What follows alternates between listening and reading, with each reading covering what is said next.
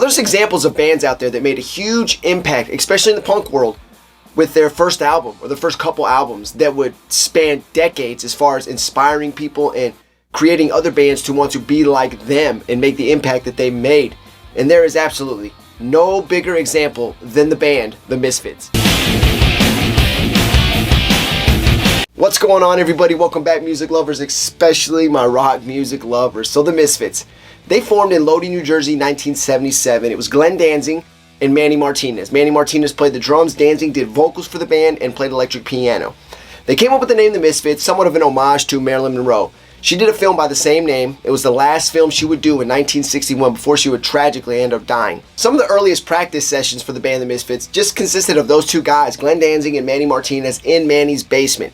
Now, you had Glenn on his electric piano doing his vocals, you had Manny banging on the drums, and it wasn't long after they started doing these early sessions that they would meet Jerry Only, who dated Manny's neighbor. At the time, they met him, and kind of ironically, he had just got his first bass the Christmas prior to them meeting, so he was now in the band. Now, April of 1977 was huge for them, because I mean, if you're a punk fan, you know CBGB in New York City, classic club, some of the greatest punk rock acts performed there.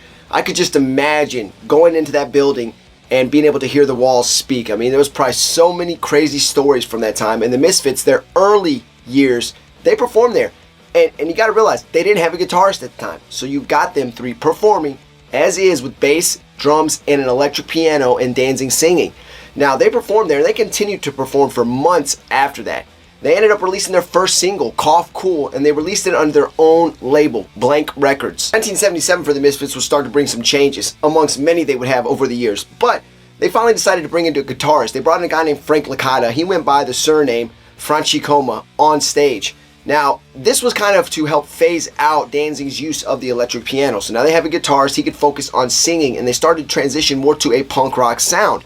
Now, in doing so, Jerry Only and Glenn Danzig got together and decided that Manny Martinez wasn't going to be reliable for this change that they were deciding to go on. Now, they ended up bringing in a new guy, Mr. Jim. He was going to continue playing the drums from the Misfits at that moment moving forward. Again, a lot of changes happened in this band, but at that time, that was going to be the first of many. Hey, real quick, before we continue the video, can you please do me a huge favor? You know what it is. You got to like the video, you got to subscribe to the channel. Those are two things you can do for me. They're absolutely free. That will help me and this channel grow. YouTube will put me out there to a bigger audience. All I need you to do is those two things.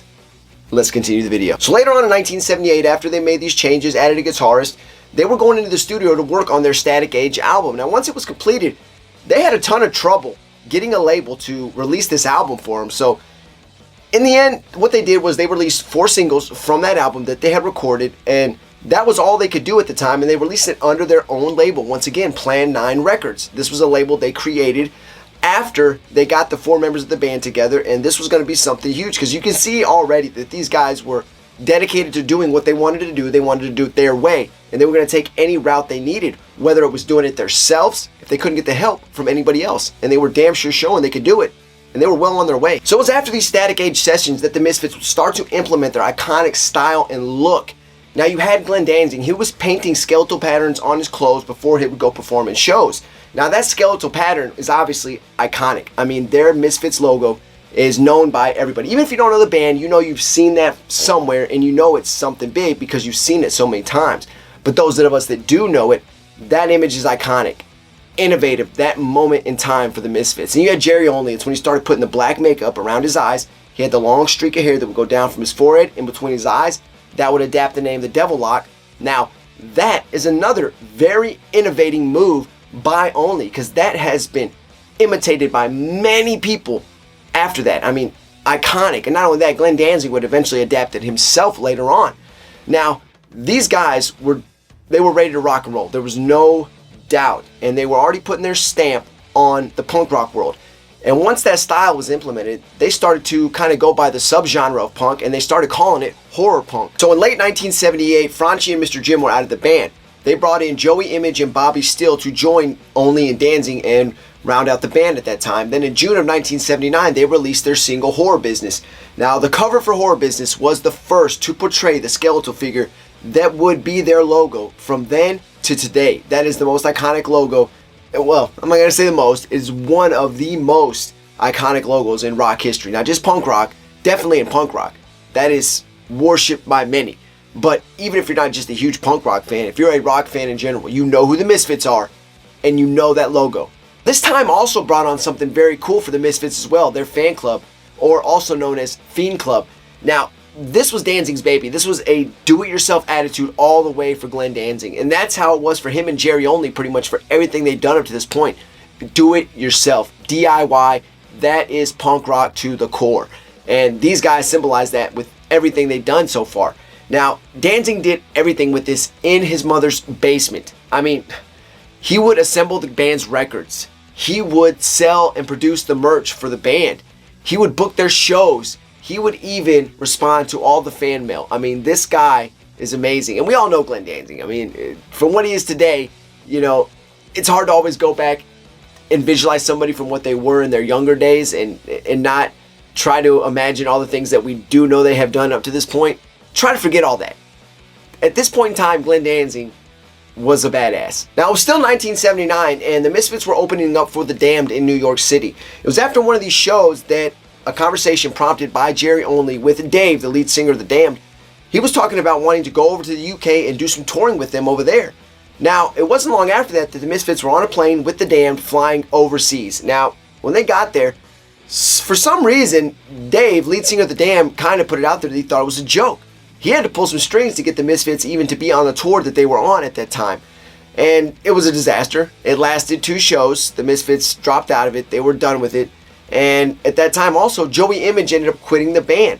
So not long after the guys flew back to the States, when they arrived, they dropped in January 1980 their Beware EP. So after the release of the Beware EP, the guys took a 4-month break. When they reassembled, they brought in new drummer Arthur Gogi. It was also at this time that Glenn Danzig and Jerry Doyle were teaching a young fan of the band, 16-year-old, who also happened to be, well, Jerry Only's younger brother Paul, who liked to go by the nickname Doyle, how to play the guitar. Now, he knew nothing about guitar at the time, so they were teaching him. One, you know, obviously, he's family. 2, they didn't realize it maybe at the time, but teaching him how to play guitar was going to be huge for the band moving forward. Doyle was hanging around the band a lot. In fact, he was around them while they were recording their new album. This is an album they've been working on for a while. Now, Steele, the guitarist, he missed one of the recording sessions, and that was it for him. Once he did that, he was out of the band. But this opened the door for Doyle to step in and be the new guitarist for the Misfits, which he did. So now, 16 years old, you're part of this band that's on the rise. I mean, unique in its own way, do-it-yourself attitude, don't give a shit what anybody on the outside thinks. And you know your brother, and Jerry and Dan, I mean, these guys were big on why the Misfits became what they were. But for Doyle, now you were getting to be a part of it. Now, in March of 1982, the Misfits released the album they have been working on. This will be the album Walk Among Us. It was released through Ruby and Slash Records. Now, this commenced with a big tour. Now, you got to understand, the fan base was growing. So these guys were getting big. Now, they were saying that the shows were getting a lot more intense and a lot more violent. This also led to it being said that Gogi and Danzig were starting to clash a lot. Now, it was during one of these clashes that Gogi and Danzig were having that led to Gogi being kicked out of the band. Now, this was actually happening at the time while they were eating at a McDonald's. So, you got the guys from the Misfits eating at a McDonald's. Now, I try to imagine this. Don't know if you've ever seen the movie Big Money Hustlers, an ICP movie.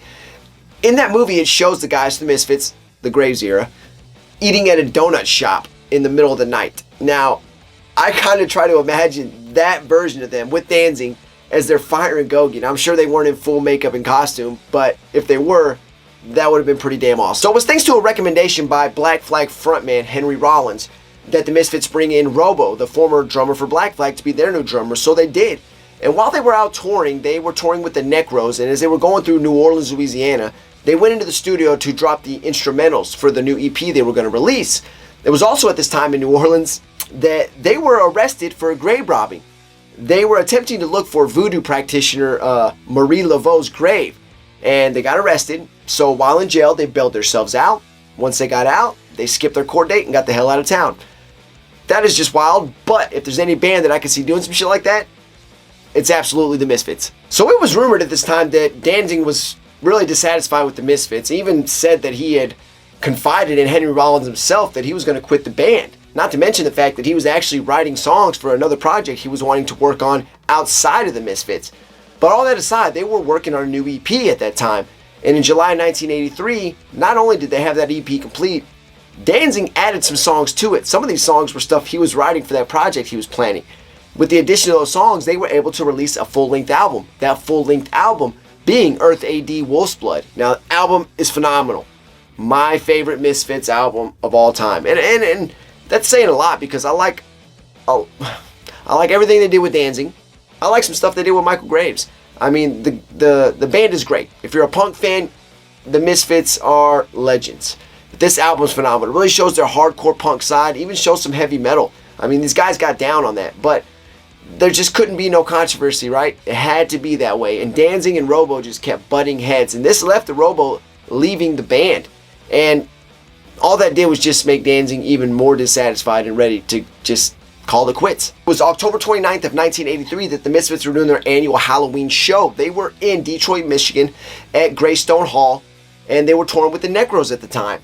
Now, they had brought in a guy named Brian Damage. He was formerly of Genocide and Verbal Abuse to be their new drummer. Now, while this performance was about to start, Damage was wasted. He had just got obliterated hours before the show, and he couldn't even play. He tried. Doyle had to escort him off the stage, and this just infuriated Danzig even more. So during the performance, Danzig actually got on the mic and announced to the crowd that this was going to be the Misfits' last show. And lo and behold, when the guys were done, they flew back to Lodi, New Jersey, and that was it. They broke up. So after the breakup in 1983, we all know that it would take up until 1995 for the Misfits to get back together. That's when Doyle and Olney decided, hey, let's get the band back together, so to speak. But they brought in Michael Graves to be the lead singer. And I'll be honest with you, stuff with Michael Graves is not that bad. In fact, when I was in high school, me and my buddies, everything that we listened to, we'd throw on some Bad Religion. We would throw on some Pennywise. We'd throw on some Rancid. And then sometimes we'd even throw on American Psycho by the Misfits. And that was the first album they did with Michael Graves. Awesome album. I ain't got a problem with it. But nothing compares to the Danzig Misfits. And we know in 2016 the guys reunited. Danzig came back. They've had a couple other times that they've reunited.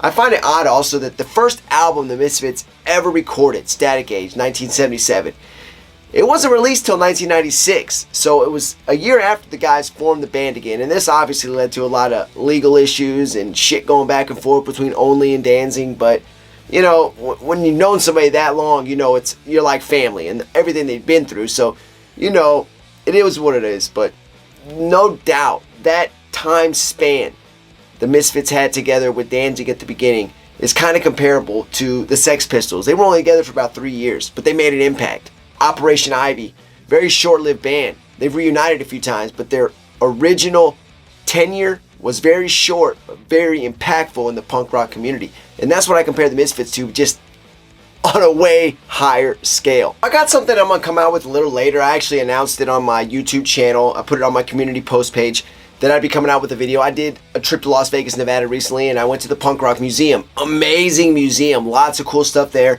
Some stuff dedicated to the Misfits, and some items that the guys had, and some stuff, some set lists, song lists that they were going to play on their set, But very cool stuff, a lot of great bands, a lot of memorabilia there. But again, and I'll mention this later, I'm sure on the video when I do it, they wouldn't allow me to take my camera in that I'm filming with right now. I couldn't take my microphone, all the stuff that I used to film, they wouldn't allow that. They allowed me to use my phone, which I have a decent phone, but I wasn't prepared for that. So I'm going to have to do a lot of etching stuff together, voiceover type stuff, but I think that video will be awesome. I had an awesome experience there. But as it pertains to the Misfits, I got some stuff on there that I'd like to show you too.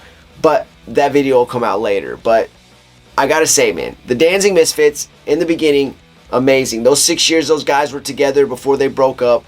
Obviously, I'm sure there was a lot of shit. I mentioned most of it right now. I'm sure there's more that people don't know. But no doubt, the guys are awesome. The Misfits, icons in the punk rock world and icons in rock history. And it's just the way it is. Skull and Crossbones, Misfits, forever. But I appreciate you guys watching. Till next time, go take care of yourself and your family. I'm out.